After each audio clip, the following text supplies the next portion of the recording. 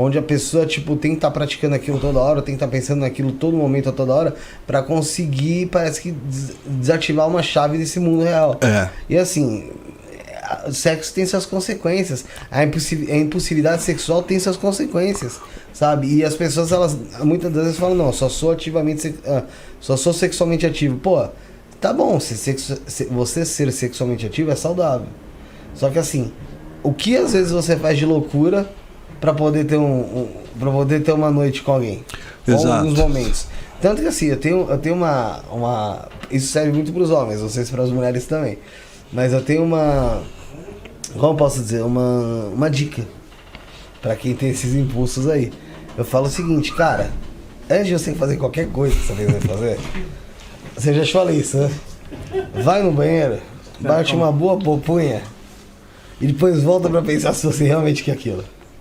Fora se o cara fazer isso toda hora, né? Não, mas também tem isso, mas mesmo assim, é melhor você pra você se entender, porque, poxa, isso eu tô falando de uma sexualidade de uma forma geral. De uma forma geral. Agora, dentro da magia, foi o que eu falei, dentro da magia ela é usada pra benefício próprio, prazer próprio. Isso tem um pouco a ver com aquele tema que a gente estava falando sobre o Felca, né? Sobre a doutrização, mas a gente pode falar isso também para jovens, para adultos e para outras coisas. Que é o seguinte, olha, primeiro, líderes religiosos vão ter um status dentro daquela pequena sociedade que ele está. E muitos vão utilizar desse status para abuso, né? Vai ser o pastor, vai ser o sacerdote, vai ali e vai, né, abusar ou importunar sexualmente a pessoa que ele quer. Isso é uma coisa, né? E é abominável. Existem algumas ordens esotéricas que têm uma certa recorrência com importunação sexual, devido às práticas que ela se propõe, em especial a OTO, Ordo Templo de Orientes. Ali é um lugar que você vai achar problema quando você vai procurando. Muito comum, porque é uma ordem que estimula uma sexualidade, mas que as pessoas ali não vai ter muita moralidade. E é muito comum ter, então, atos abusivos. Então vamos falar das ordens herméticas que se tem no radar. A OTO é uma que eu falava assim, olha, suspende, né? Ela não é tão interessante, porque ela vai perdendo também o caráter do hermetismo, que é justamente a condição do fogo astral que nós estávamos falando. Então, mas é que você vai falar da OTO, e aí na OTO você vai trazer muita coisa que Crowley trouxe. E Crowley com putaria sem filtro. Era vai que vai, vem que vem. Então, dedo no ralo. O Crowley, ele é um mágico, ele não é um mago. Apesar dos dois poderem ser magistas, porque estudem ali grimórios, a aplicação é muito diferente. Porque o Crowley, ele não conduzia luz astral, mas ele usava ritos de magia sexual, sobretudo para prazer. Às vezes ele buscava poder, mas era sobretudo para prazer, para satisfação pessoal dele. Agora, ele tem contribuições boas para magia, mas olha, o Crowley é uma coisa, as ordens que ele criou são outras, e o fã-clube dele é outra coisa. O fã-clube dele é péssimo, gente. Eu vou fazer uma pergunta direta para você, para a gente conseguir até fazer um reel também disso aqui. O que você acha, e para você, quem é Aleister Crowley? O Aleister Crowley, ele é um poeta entre os magos, ele traz o riso na magia e ele quebra as censuras que haviam nas tradições esotéricas.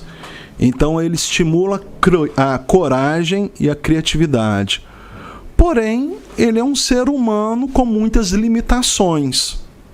Ele é um ser humano que tem um paradoxo humano muito grande, que é uma divisão entre a espiritualidade e a busca pelo hedonismo. Então tem momentos que o Crowley ele é mais um hedonista do que um mago. Por isso que ele vai criar um novo conceito, que é um mágico. Ele não quer ser um alto mago mais.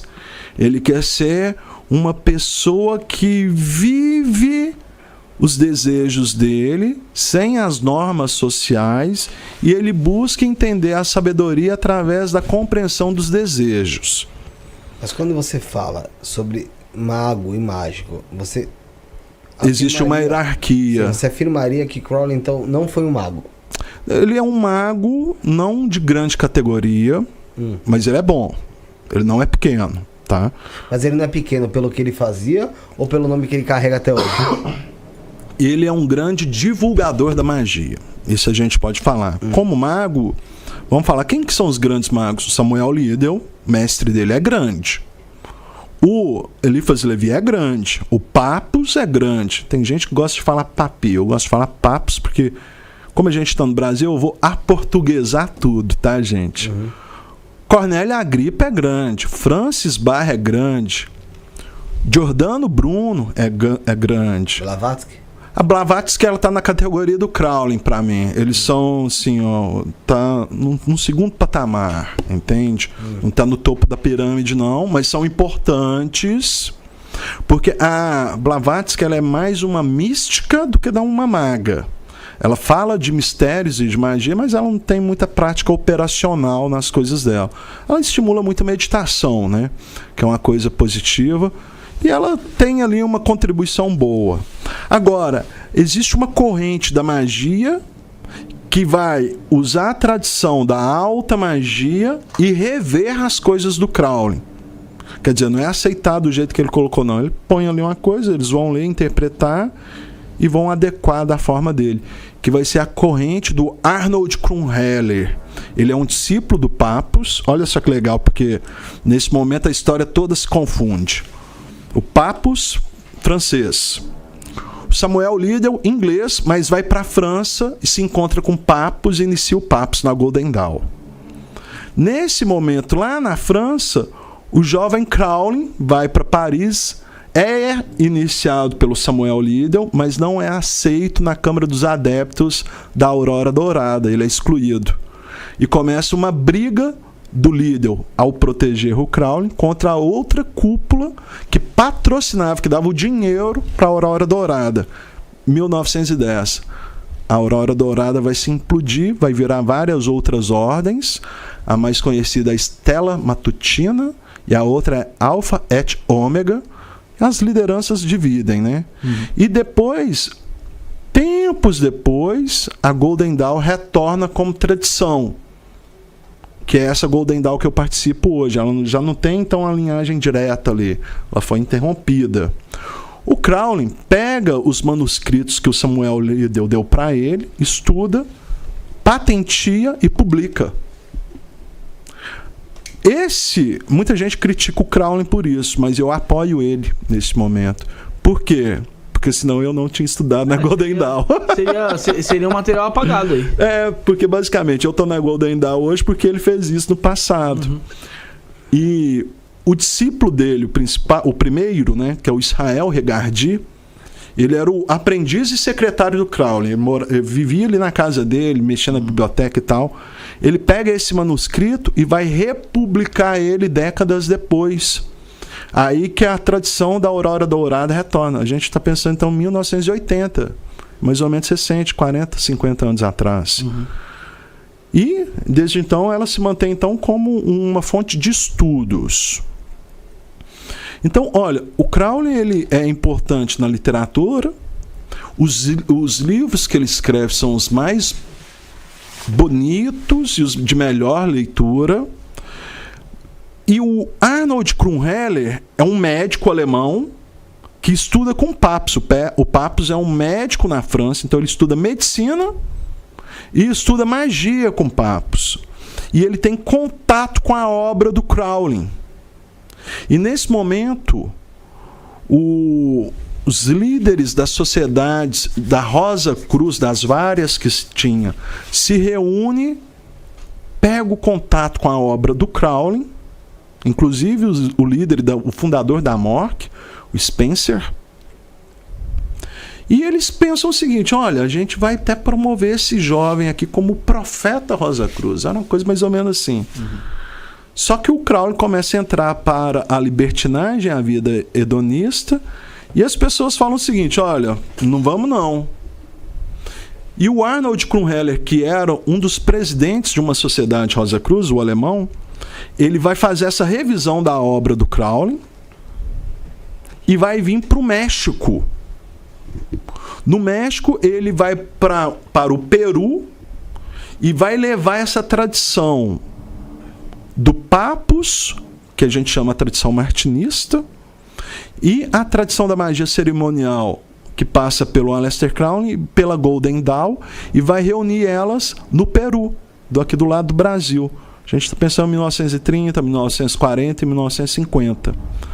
Um discípulo do Arnold Krumheller, chamado Mago Jeffa, o Jorge Adum, um brasileiro, dá continuidade com isso e traz esse conhecimento para o Brasil.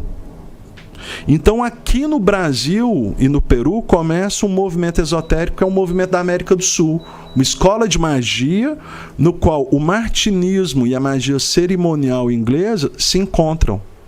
E é muito legal. O interessante é que o Arnold Krumheller, ele começa a se colocar como o oposto do Crowley. Porque o Crowley fala lá, você tem que ter uma vida sexual libertina e tem que aproveitar ao máximo. O Krumheller, ele fala o seguinte: na castidade tem poder. E sabe mais quem fala isso, na castidade tem poder? O filósofo Nietzsche.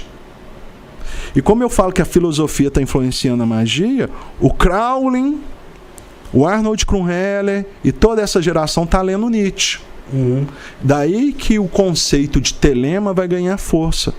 Telema como vontade,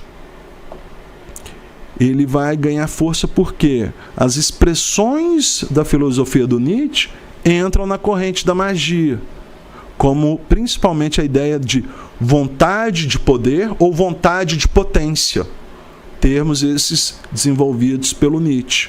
Então observa que, olha, a gente está falando de magia, mas falamos de Nietzsche, falamos de Heidegger. Uma coisa não foge da outra, independente de ser ou não ser espiritual, claramente. Exato.